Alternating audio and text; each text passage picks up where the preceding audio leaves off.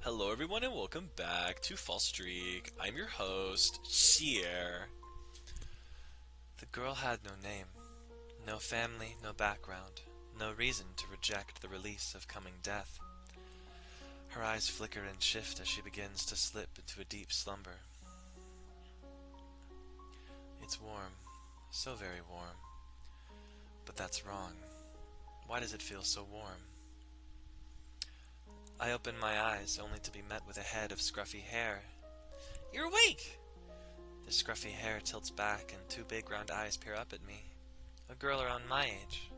For some reason she had snuggled up against me and wrapped her blanket around us. You're hungry, right? Eat this! Reaching into the folds of my blanket, she pulls out a loaf of bread and presses it against my lips. My body acts automatically. Bite, chew, swallow. I repeat the process until the bread is gone. I hope you do. So, a bit of context for what's going on here. So, up to this point, the game has been taking place through Adelise's perspective, and then for a brief bit there, we got it through Triss's and Callia's perspectives. But now, we are learning it, or seeing it, from this mysterious woman's perspective. Who is this? We're not supposed to know. We're not supposed to know yet. Having filled my stomach, thought returns to me at last. Why? Why are you helping me? Why am I helping you? With a big, wide smile, she answers me. Because I feel like it! For a moment, the world changes. I didn't know how to describe the change besides different. But it leaves a strong impression on me as it fades away. My name is Mallory! What's your name? I don't have a name. Eh? You don't have a name? Mallory makes a troubled face, but after falling silent for a while, she suddenly brightens up. Let's give you a name then. I was going to say this one for when I had a baby, but how about Amenae? Amenae? Amenae is a pretty name because you can shorten it to Amy. Amy means friend, you know. That's what Big Sis told me. Friend. Do you like it? I nod. Okay then. Nice to meet you, Amenae. I'm new at the orphanage, so I don't know anyone yet. But now I made my first friend here. Mallory smiles bashfully. Mallory. Yes, Amy? Mallory. Amy. Mallory. Amy! The two of us laugh. I didn't have any real reason for calling her name. I just liked the way it felt when I said it and when she said my name. My name. Mallory, can I ask you something? What is it? What color is snow? Oh, we're playing Terraria, are we? Are you having fun there? Little biscuit-ass biscuit. What color is snow? She tilts her head at my question. It's just white, right? It doesn't have a color. White. Can you not see color? I shake my head. The way I saw the world was different from other people. My eyes can see color and I know what color is. I know what it's supposed to be, but I still can't see it. Huh. I don't really get it. I don't either, but I think I saw it for a bit. I think I saw color when you spoke to me. Really? That means there's hope. We need to figure it out. Not being able to see color sounds so sad. We'll definitely find a way to make you see it. Pinky swear? My life changed on that day. A lone girl with no background, no identity. There had been no future for me, who balanced on a fragile present with no past to support me. But by meeting Mallory, I gained something. A reason to live. She showed me it could exist. Color. A human being full of color and warmth. Why had she saved me? Who was this girl that had given me a name? Who promised to help me see?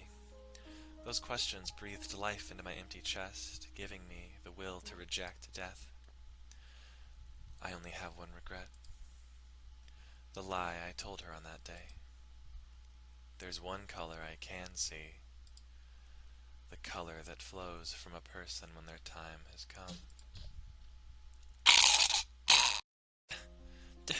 Did you hear what happened last night, Amy?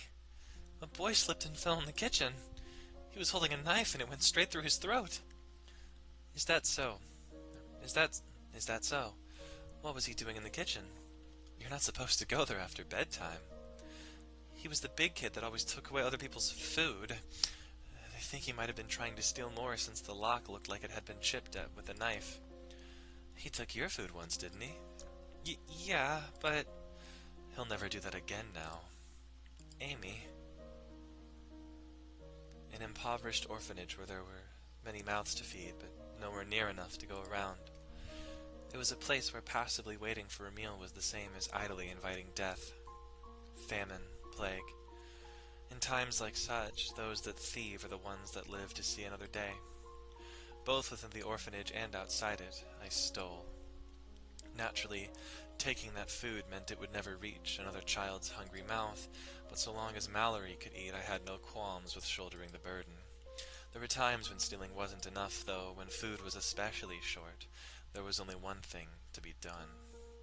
Many mouths to feed, not enough to go around. If there's nothing you can do about the latter, you simply have to do something about the former. In the end, an inescapable cold truth would always dictate my actions. Fewer mouths to feed meant more for those that remained. Be careful near those stairs. Last month the girl fell down them and broke her neck. He must have eaten something that went bad. He was throwing up a lot the night before. So long as it was made to look like an accident, nobody questioned it. The details of how we went mattered little when so many of us were on the verge of starvation. Such was the life we knew.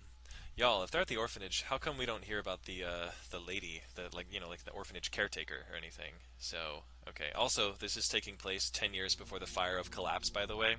If y'all remember the Fire of Collapse, good on you. If you don't, quick reminder. It's in the part where they're all playing the game in class, and the teacher is telling Adelise about it. Alright. So this next arc coming up here right now is about to be either the most cathartic or the most terrifying thing you've read, so have at it then. It'll be fine, Amy. So, living at this orphanage, Mallory and Amenae have bonded over a few months. However, Mallory's family is coming back to pick her up.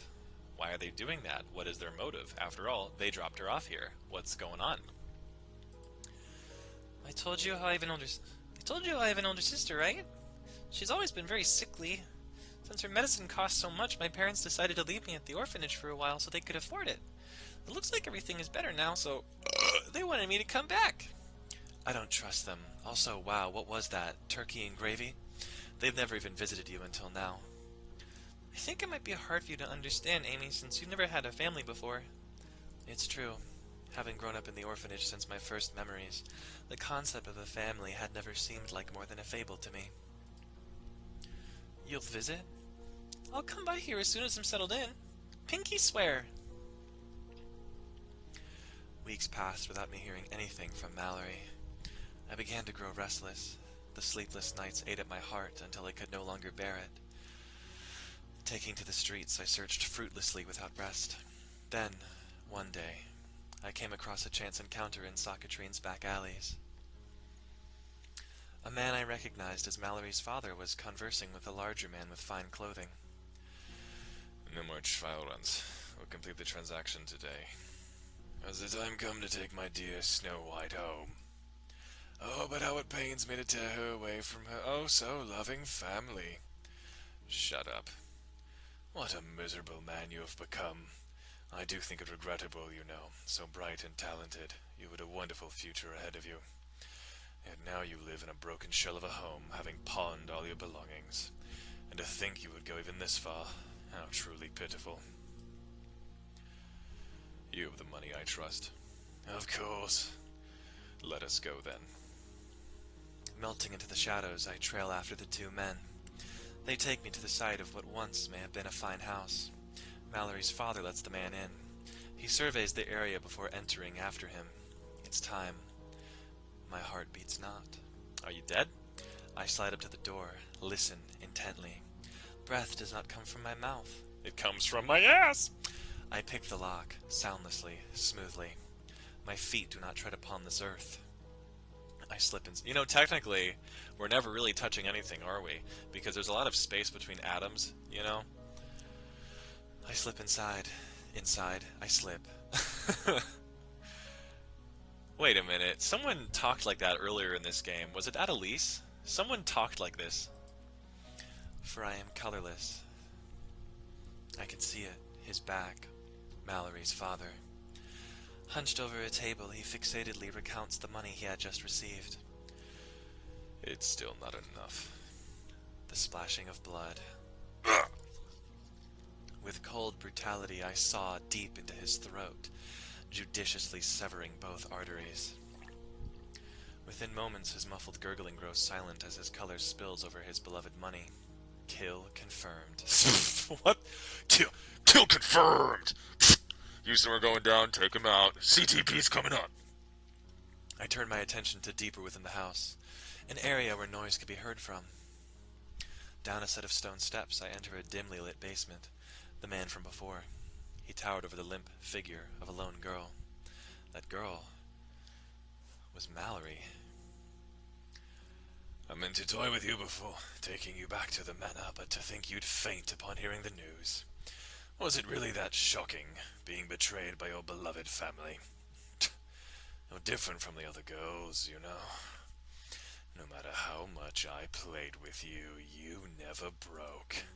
That's why I'm really looking forward to seeing how long you last. You're mine now. Mine and only mine. Oozing with sleaze, the man fingers Mallory's unmoving figure. Something spikes and surges through me at the sight. Dashing forward, I trace a wide arc across the man's neck with my knife. But with more unprecedented reflexes, the man manages to shield himself. Who the hell are you? The man roars angrily as he clutches at his bleeding wrist. I step back as he lashes out violently with his uninjured left arm. Ducking under one of his wild swings, I slip around him low to the ground and slice into his calf, causing him to lose balance and sprawl onto all fours. The finishing blow, homing in on the base of his neck, I let my blade descend. But at the last moment he thrashes, and it plunges into his lower back instead. Making use of his sheer size, the man rams me into the wall. He slams me against the ground and wraps his hands around my neck. Die! Lower back, left section. Oh, we're playing Fallout 3? 90% chance if you hit this, 50% chance if you hit this. Arching my torso off the ground, I draw my right arm back as far as possible. Then, I jam the fingers of my left hand deep into the wound on his wrist. When his grip loosens, I muster all of my strength and strike him as hard as I can, right under where the knife is embedded in his back. Twisting free of his weakened grasp, I kick out his injured leg. I use the leverage to wrap my arms around his neck and pull him into a guillotine choke. In a desperate last-ditch effort, he tries to lift me into the air, but the closed guard I apply in conjunction with his calf injury makes it impossible for him to gain a footing.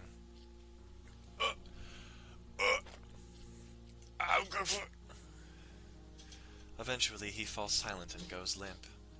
I take the opportunity to wrench my knife out of his back, burying the tip into the base of his neck. I pull free. His heavy body hits the ground with a dull thud. A deep breath. I rise from the ground. Mallory.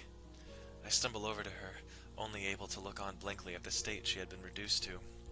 The abuse she had sustained was simply too cruel. This stubborn girl who always helped others with a dumb smile. What twisted world deemed that she deserved such a fate? Droplets of blood begin to drop from my face onto her closed eyelids. They trace the path down her cheeks, causing her to weakly open her eyes. Amy? A hoarse, broken voice. It was barely recognizable. Is that you? It's me. Amy. Yes? Amy. Mallory. Amy. Mallory. Amy! Our laughter echoes weakly through the dim underground room. I'm a bit tired, so I'm gonna rest a little more. Sorry. I'll watch over you. Pulling out a handkerchief, I wipe the blood from her face. This handkerchief. Mallory had made it for me out of the fabric of her dress. According to her, it fit me because it was as blue as the boundless sky. Okay, so here's something really interesting. Right before the narration ended from Callia's and Triss's perspective, Triss being short for Tristan, one of the things that they noticed about the property around where they all like live and go to school was there was a red handkerchief on the ground that used to belong to their mom. So I wonder what this narration could be about. Gently separating from her, I ease her figure to the ground. Thud. The sound of a footstep. I turn in place, only to be met with a woman's paralyzed expression. Mallory's mother. She must have just returned home. With a shriek of terror, she tries to flee, but my blade was already no longer in my hand. It lances deep into her thigh, tripping her and causing her to smash her head against the stone steps. Damn, just fuck him up. Just fuck him up, bro! Call of Duty, Count of Terrorists versus... Wait, no, that's CSGO. Mama, Mallory's father was exactly where I left him. What did you do to him? Leaving her to writhe on the floor below, I approach the table. I pull his head back, exposing his gaping gullet and rolled back eyes. No, dear! Mallory's mother weeps in tear-choked heartbreak as her eyes fall upon the cavernous. Methodically, oh so methodically working through her extremities, I switch to my knife and slice open her gut. I reach into her abdomen and pull out her bowels. I show them to her. But she shuts her eyes to avoid beholding the sight. How futile. Grabbing her head, I slice off her eyelids and force her to bear witness to her own split innards. Well, fuck me. This game just went to level... Just went to fucking level 100 from level 10. Well! I don't know if I'm gonna read this, but, oh boy. Oh, Jesus. Oh no. Oh, make it stop. Oh, make it stop. Oh no. I slip through the shadows to the girl's bedside and press a knife to her throat. However, she shows no sign of distress. Pleased to make your acquaintance. My name is Fina. This girl, she did not fear death. Realizing it held no weight, I lower the knife. Mallory's older sister. That I am. And you are? I'm Mallory's friend, from the orphanage. Fina smiles and sighs contentedly. Good girl, she's always been good at following instructions. You must have had your hands full looking after her. That girl doesn't know how to be selfish, you know. Without someone like you as her ally, she would never last in a place like that. Might I know your name? Amenae. Huh. The same name that she was planning on giving her firstborn. It must be fate that led you two together. Eeny, meeny, miny, mo. Eeny, meeny, miny, mo. Eeny, meeny, miny, mo. The seasons turn. With them, an autumn leaf falls. As promised, Fina had willed everything under the family name to Mallory. The two of us held a small service for her in a playground near the hospital. I didn't know what kind of relationship Mallory had with her older sister, but the way she stood unmoving for hours on end before Fina's remains made me think. I think it might be hard for you to understand, Amy, since you've never had a family before. The concept known as family was something I truly didn't understand.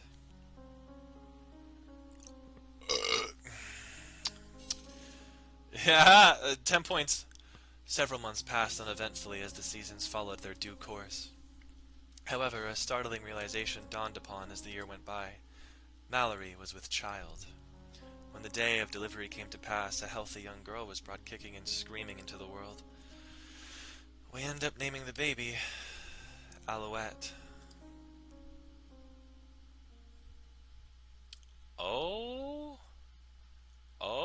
So maybe Mallory is not Adelise's mom.